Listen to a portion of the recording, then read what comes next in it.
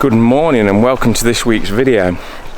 Now this week is really, I suppose you could call it a bit of a discovery.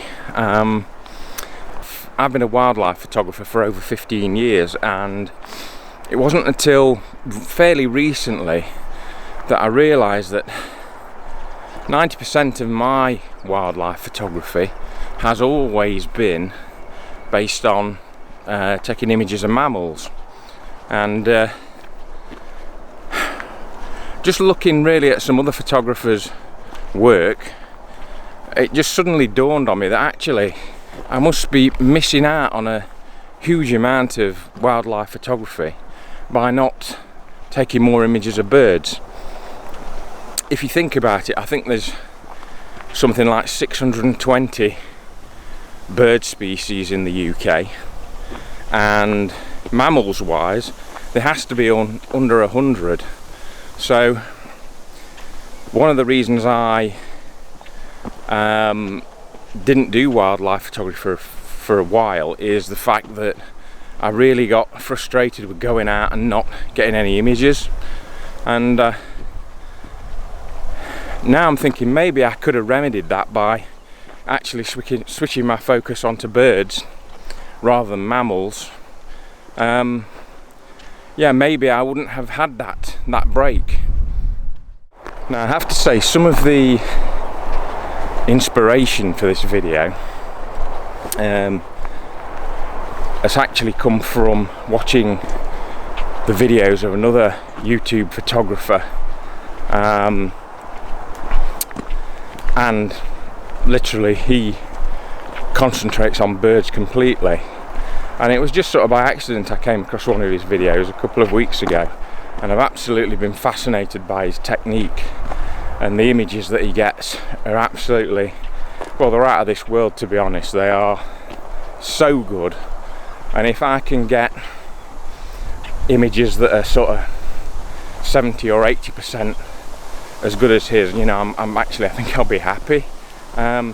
I'm actually going to link to one of his videos at the end of this vlog so that you can take a look for yourself and check out his work. But he's a photographer called Jan Wagener, I think his name is. Not quite sure what country he's based in actually. I've been that intent on watching the technique and listening to how he puts across how he takes the images of these birds that I've not really concentrated on that. But yeah, go to the end of this, when you watch this video, go to the end and I'll link to one of his, and you can see if you agree with me. But yeah, I would urge you to subscribe as well, because if you're an aspiring bird photographer, I'm sure you'll pick up an awful lot. So what's the actual plan for this week's video with all that I've just told you in mind? Well, for me, I like to try and get a baseline of where I am at the minute, I suppose you'd put it like that. With my current level of skill and my current level of equipment, I just want to have a couple of mornings out really and see what images and what footage I'm getting back at this level, at this point, and then I can go away and look at it and say, well, I think I'm good at that, but maybe not so good in this area, or maybe that needs changing. Now you see, one of the things I do know needs changing is my identification of bird song. I can hear birds, and you can probably hear them now. And I've got people now screaming at the screen going, oh, I haven't got a clue about that one. I know a chiff-chaff, I know a cuckoo, I actually know a yellowhammer, I think, as well. So the birds that say the name I know, and one or two others, but other than that I really do struggle. So I know that's an area I've got to improve on already. But yeah, the challenge for this week is just to get out with the camera, see what level I'm at the minute, see what images I come back with on this first session, and then start making either dramatic or sometimes even only subtle changes to try and up that game and see what I need to do. Now I know by watching Jan's videos I've already picked up on a couple of things that he does, that I know I can do, and it was like a light bulb moment, but we'll go into that later. The way he approaches birds and gets images of them. So I'm not going to be doing that this morning. I'm just going to be sort of checking out my technique about finding birds, spotting birds, and taking those initial images and see where I go from there.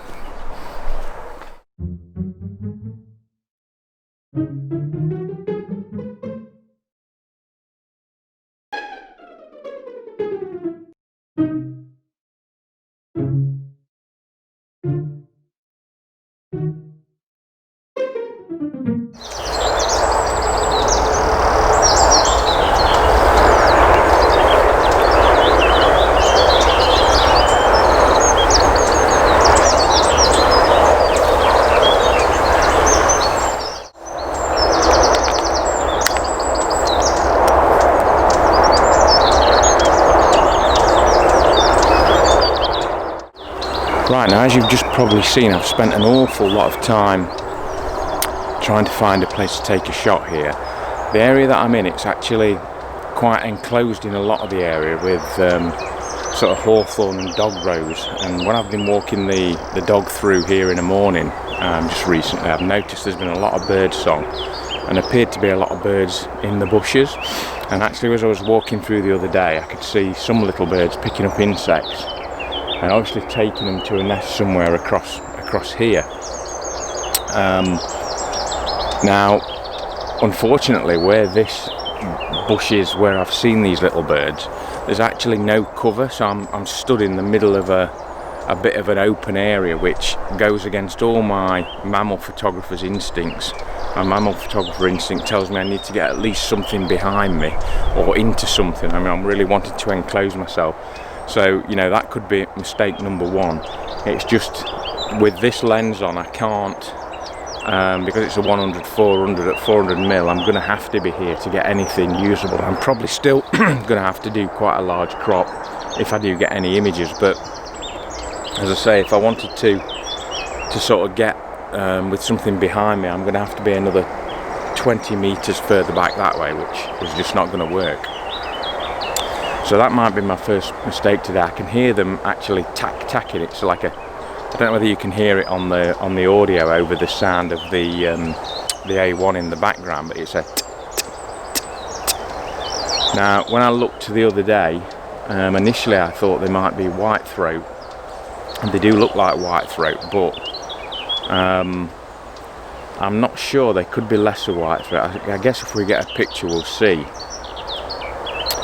We may not get any pictures at all. I keep hearing them in here, but they're not coming out, and it is really dull today, which again is not helping.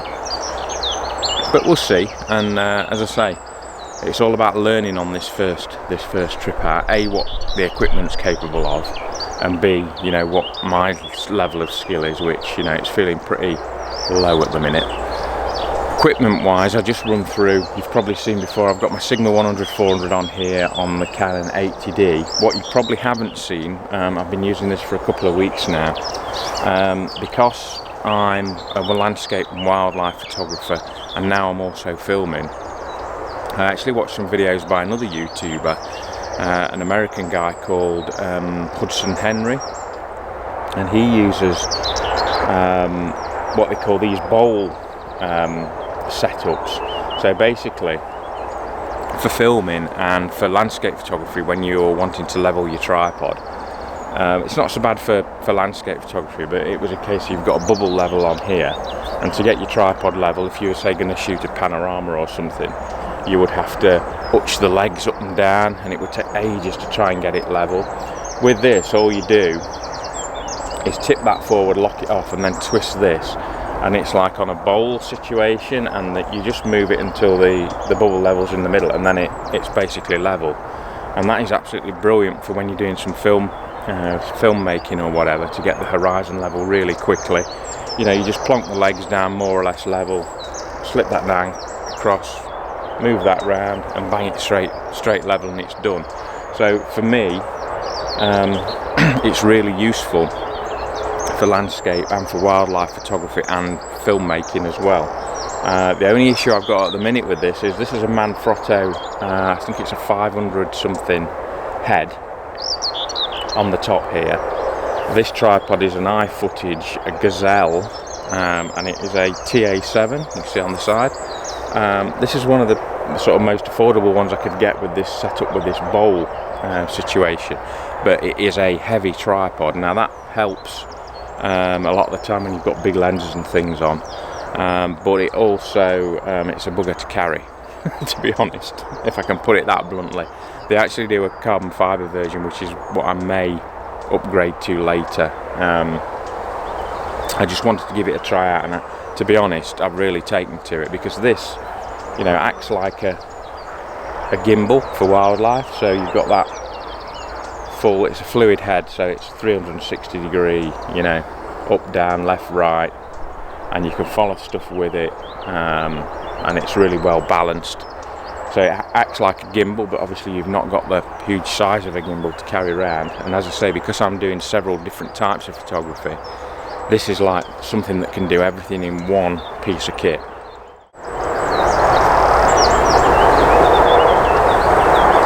You know, this is really quite addictive. I can get occasional glimpses of this little bird, and it's sort of hopping through the brambles and the dog rows, and occasionally just popping out, and it's giving me a sort of tantalising glimpse. I can see how this can become really addictive, to be honest. I've been here for about an hour and a half now, and it's not getting boring at all. It is like a game of cat and mouse, to be honest. I'd like the light to be better. I'm hoping in the next sort of hour that we may get the sun breaking through, and if we do, hopefully that'll liven everything up a little bit. But I'm going to stick with it, just to see if I can get a shot from this first shoot. I can see where I can improve things already. One of my concerns at the minute is I'm not sure that this 100-400 is quite long enough, especially for things like small birds. I've got a couple of ideas how to remedy that. Yes, it may involve buying more equipment, but the philosophy of this channel has always been really not to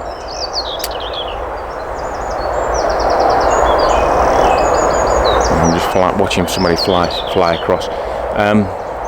My philosophy for this channel is really not to be sort of pricing people out of the market, if you like. You know, I want people to watch the channel, and I want them to say, well, actually,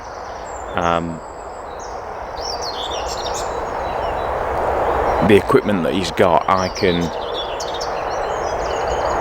Sorry if I keep stopping, I may have to take a shot in a minute. I'm just keeping my eye on these birds, they keep flitting in and out. But yeah, the philosophy of the channel really has been to show people that actually, you know, with quite modest equipment you can still get those shots. So I'm hoping to prove that, and obviously if I went out and bought a, you know, £3,000 or £4,000 lens, people are it's putting a barrier in front of other people. Now obviously there is a limit to what you can do with the equipment that you've got, but I'm always of the opinion that you can sometimes negate the shortcomings of your equipment by your own skills. So, you know, if a photographer comes to me and says, I've taken this image with this setup, and the setup is really basic, that really impresses me more than somebody that comes to me and says, I've taken it with, you know, this whatever, all the kit, because I know that other photographer has really had to up their game in their fieldcraft skills to be able to get that shot, or they've been very lucky. So, you know, it's the philosophy of the channel really is to show that you don't have to have really expensive equipment. So if I do get another lens, it'll probably be under £1,000, which is still expensive, I know, but I think that's what I can shoot with my skill level as it is. And as I say, you know, over the next few months, years probably, it will be years actually, I'm going to have to up my game as regards birds, and I know I'm going to have to do that, and then hopefully with that and with tweaks to the equipment, you know, the shots will improve. Right, I've been here for a good few hours now. and I think I've got a really steep learning curve. I think the advantage I've got is from my other wildlife photography, I know what I've got to do. I'm not thinking I can't do it, I'm thinking I know the pathway to get to where I need to get to, but I'm just not there yet, and there's various things I need to do. Now, the easiest one to sort is equipment, and I don't think that is a massive issue. It's a little bit of an issue. You know, I've learnt from the wildlife photography I've done in the past that most animals, in fact all animals, have got sort of a circle of fear, I'd call it, where they're happy for you to get to a certain distance to them, and then they start to get nervous, and then they move. And I think that's obviously the same with birds. So what that generally means is that for some birds, ideally I'd like a longer lens, just to give me that comfort zone where I know that I can get to a certain distance and they're going to stay there while I take images and film them. I've had quite a few occasions where I've tried to get a little bit closer and they've sort of headed off. So that's an easily remedied, well, a reasonably easily remedied problem. The bigger issue for me is actually knowing the habits of each individual bird. Now, I think this morning the birds that I've been focusing on, from having a quick look on my phone and looking at identification of what I've actually taken, is there's whitethroat. Now they tend to be, and it must be the males, they tend to be on tops, singing from the tops of the trees around here, the hawthorn trees, which, as you'll see from the film, you know, I've taken some film of them. Again, I'd have liked to have got a little bit closer. The technique I use for getting closer is really this, similar to what I would do for mammals. I've moved directly towards them rather than trying to zigzag. I think if sideways movement seems to make them move quicker, if you can sort of rut yourself up by approaching them from the front, I think you seem to have a better chance of getting closer. But again, you know, that they've sort of moved off. I've gone into that circle a couple of times too often where I thought, well, if I had a longer lens, I'd have been able to get that shot. So that's one issue there. As I say, I think the birds I've focused on this morning are whitethroats, but I think there's also lesser whitethroats. Now, bizarrely, you would think that their habits would be quite similar, but from what I've seen this morning, the lesser whitethroats seem to, they never come out of cover. They're always in cover, dipping in and out, and I've probably picked one of them, quite a difficult bird to start with. It's just I'd seen these here while I'd been walking the dog and thought it'd be a good way to sort of get the level I'm at now and hopefully build up from there. So obviously I've got a lot of reading to do, and you know, there's also sources on the net like YouTube, you know, to go and see and pick up on other people's techniques and how they do stuff.